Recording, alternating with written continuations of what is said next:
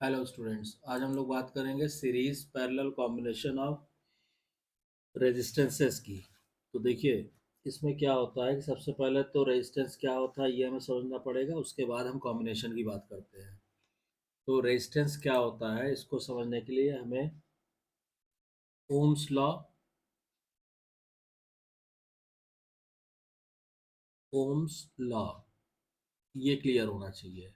Ohms law क्या कहता है कि this law applies to any passage of electric current through a conductor and may be stated as, यानी कि किसी भी कंडक्टर में, मान लीजिए कंडक्टर के नाम हमने कहा कि ये कोई वायर है, ठीक, इसके अंदर ये करंट फ्लो कर रही है आई। तो ओम्स लॉ क्या कहता है कि the temperature and other physical conditions of the conductor being unchanged, the potential difference between any two points on a passive linear circuit element is directly proportional to the current flowing between these two points। अब मान लीजिए ये कोई passive linear circuit element है, इसके ये दो point हैं ए और बी, और इनके बीच वोल्टेज कितना है वी। तो वो ये कहता है कि ये जो इसके अंदर ये जो वोल्टेज है, वो ओम्स लॉ ये कहता है that voltage will proportional to the current flowing through that circuit element I. ठीक, और या इसको हम लिख सकते हैं कि वी अपॉन आई, ये इक्वल टू हो जाएगा कांस्टेंट, और ये कांस्टेंट हो गया आर। ठीक है, यहाँ पे आर क्या है, where R is terms as the resistance of the conductor between the two points and is the ratio of voltage and current. तो ये आर जो होता है ये कहलाता है resistance of the conductor between these two point A and B. ठीक है, and this is the ratio of voltage and current. R की जो यूनिट होती है रेजिस्टेंस की वो क्या होती है, आर की यूनिट आपको मालूम है कि आर की यूनिट होती है ओम। ठीक है, however this linear relationship between V and I does not hold good for all non metallic conductor।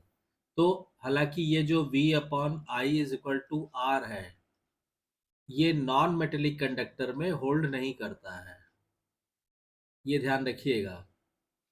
ये जो है नॉन मेटेलिक कंडक्टर में ये formula does not follow this rule. Non metallic conductor में V upon I equal to R नहीं होता है। जैसे फॉर एग्जाम्पल अगर हम बात करें तो जैसे सिलिकॉन कार्बाइड है, अगर हम बात करें सिलिकॉन कार्बाइड की, तो the relationship is given by, silicon carbide के रिलेशनशिप क्या होता है, वी इक्वल टू आता है के इंटू आई की पावर एम, जहाँ पे m and k being the constant and m is always less than unity. अब यहाँ पे k और m ये दोनों कांस्टेंट होते हैं, और m की जो वैल्यू है वो हमेशा लेस देन यूनिटी होती है। तो इसमें देखिए सिलिकॉन कार्बाइड के केस में वोल्टेज और करंट में लीनियर रिलेशनशिप नहीं है, v upon I is not equal to R. Also, the linear relationship between V and I does not apply to the non-linear devices such as crystal diode, Zener diode। तो देखिए, अब इसमें क्या है कि non metallic conductor के लिए भी ये होल्ड नहीं करता है, पहला तो ये हो गया, और सेकेंडली जो नॉन लीनियर डिवाइसेस हैं, नॉन लीनियर डिवाइसेस कौन कौन सी, जैसे पहला हो गया आपका crystal diode, Zener diode, different types of voltage regulator tubes, silicon control rectifier etcetera. जो नॉन लीनियर डिवाइसेज हैं, मैं फिर से नाम रिपीट कर दे रहा हूँ, आप नोट कर लीजिएगा, क्रिस्टल डायोड है, Zener diode, different types of voltage regulator, and SCR, silicon control rectifiers. इनके लिए भी ओम्स लॉ फॉलो नहीं होता है। ठीक, तो ये हो गया आपका ओम्स लॉ, इससे ये हमें पता चल गया कि रेजिस्टेंस क्या होता है। ठीक, अब नेक्स्ट टॉपिक में हम लोग ये डिस्कस करने जा रहे हैं कि combination of resistance in any network. Combination of resistances in any network, किसी भी नेटवर्क में हम रेजिस्टेंस के कॉम्बिनेशन को कैसे करेंगे। तो अब इसमें क्या होता है कि देखिए दो तरह से आप कॉम्बिनेशन कर सकते हैं रेजिस्टेंस का। एक तो हो गया आपका रेजिस्टेंस इन सीरीज। पहला क्या हो गया, रेजिस्टेंस इन सीरीज। ठीक।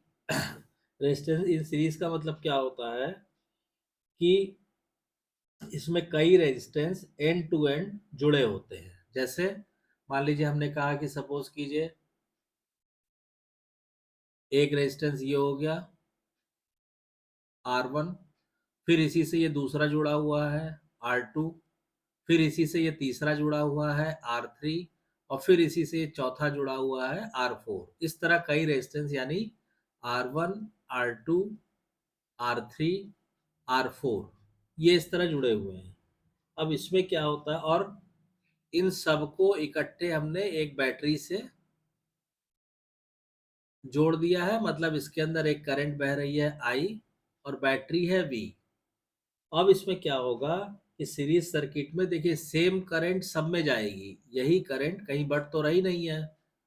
तो सीरीज सर्किट में जो करंट है वो सब में आई होगी, लेकिन वोल्टेज जो आएगा जैसे R1 के क्रॉस वोल्टेज, R2 के, R3 के और R4 के, मान लीजिए ये हमने माना V1, ये हो गया V2, ये हो गया V3 और ये हो जाएगा V4।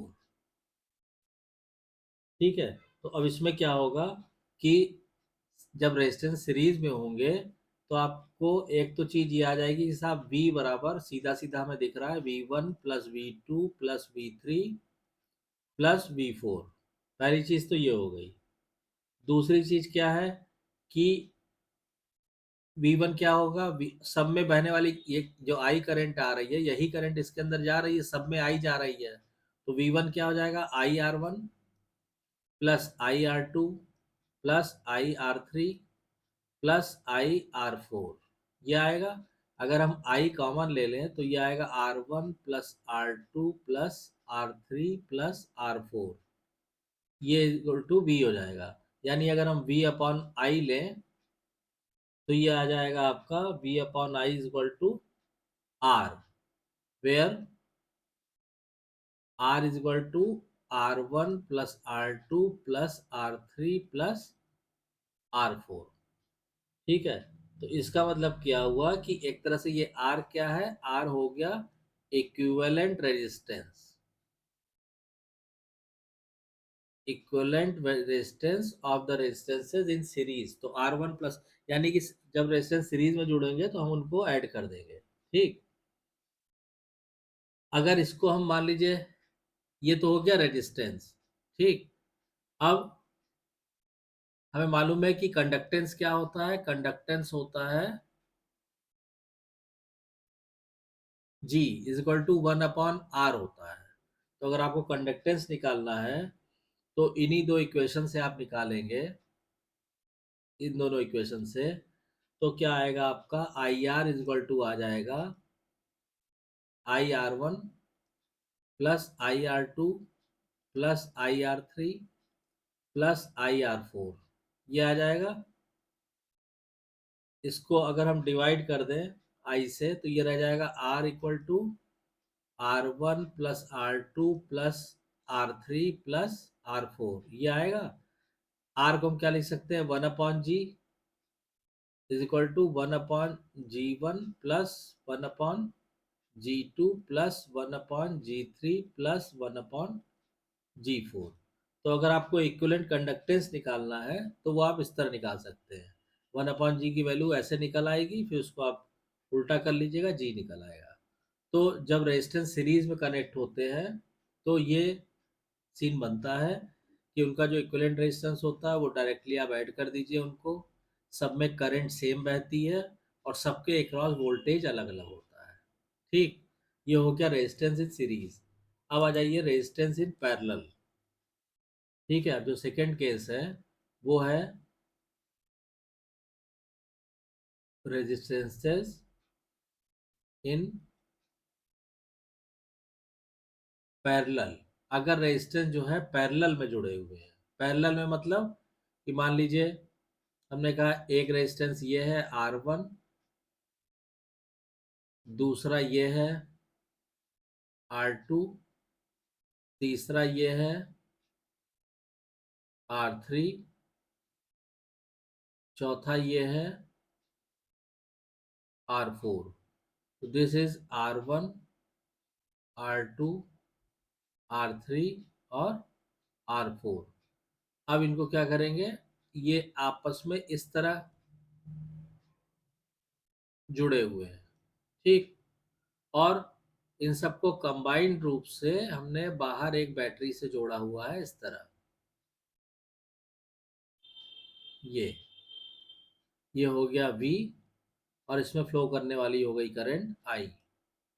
तो अब देखिए इसमें आपको ध्यान देना होगा कि जब I यहाँ पे आएगी तो वो डिवाइड हो जाएगी। मतलब यहाँ पे जैसे मान लीजिए I1 हो गया, इसमें फ्लो करने वाली करंट I2 हो गई, इसमें फ्लो करने वाली I3 हो गई, और इसमें फ्लो करने वाली I4 हो गई। और फिर यहाँ पे फिर ये दोनों सब ऐड हो जाएंगी तो फिर से यहाँ पे I आ जाएगा।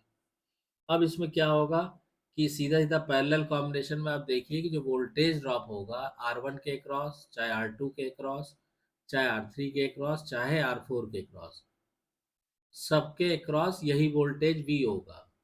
यानी जब रेजिस्टेंस पैरेलल में होते हैं तो वोल्टेज सेम होते हैं सबके क्रॉस, लेकिन करंट अलग अलग हो जाती है ना। तो इस हिसाब से आप करेंगे तो यहाँ पे आप देखिए I बराबर क्या हो गया, I बराबर हो गया I1 plus I2 plus I3 plus I4। ये हो गया। या इसको हम I इक्वल टू लिख सकते हैं, I1 को क्या लिख सकते हैं, V upon R1 plus V upon R2 plus V upon R3 plus V upon R4। ये हम लिख सकते हैं। अब V कॉमन लेके आप लेके आएंगे, या हमने कहा कि बाई ओम्स लॉ क्या होता है, I equal to V upon R, है ना। तो इसको आप यहाँ रख देंगे तो आ जाएगा V upon R is equal to हो गया V upon R1 plus plus plus V upon R4। V अगर कैंसिल हो जाएंगे left hand side right hand side में, तो यहाँ से रिजल्टेंट आ जाएगा आपका 1 upon R, where R is the equivalent resistance, is equal to 1 upon R1 plus 1 upon R2 plus 1 upon R3 plus 1 upon R4। इस तरह से इस इक्वेशन से आप इक्विवेलेंट रेजिस्टेंस निकाल लेंगे अगर रेजिस्टेंस पैरेलल में जुड़े हुए हैं तो। अगर कंडक्टेंस की टर्म लिखेंगे तो ये इक्विवेलेंट कंडक्टेंस इक्वल टू हो गया इंडिविजुअल कंडक्टेंस का सम। सीधी सी बात हो गई ये। तो इस तरह से रेजिस्टेंस अगर सीरीज में जुड़े हैं तो हम एनालिसिस करते हैं, और अगर पैरेलल में जुड़े हैं तो हम एनालिसिस करते हैं। अब उसके बाद जो बात आती है कि प्रोपोर्शनल वोल्टेज फार्मूला और प्रोपोर्शनल करंट फार्मूला, और उसके बाद जो सबसे ज़्यादा इंपॉर्टेंट चीज़ है वो हम लोग बात करेंगे डेल्टा स्टार कन्वर्जन की। तो उसको अब हम लोग नेक्स्ट वीडियो में डिस्कस करेंगे, अदरवाइज वीडियो लेंदी हो जाएगा। तो आई होप कि आपको ये क्लियर हो गया होगा। अगर कोई डाउट्स या कन्फ्यूज़न है तो प्लीज़ कमेंट लाइन में कमेंट करके पूछिए। और अगर वीडियो कंटेंट पसंद आ रहा है तो वीडियो को शेयर कीजिए, लाइक कीजिए, चैनल को सब्सक्राइब कीजिए, और नोटिफिकेशन बेल को ज़रूर ऑन कर दीजिए ताकि नेक्स्ट वीडियो की इन्फॉर्मेशन आपको टाइम से मिल सके। Thank you.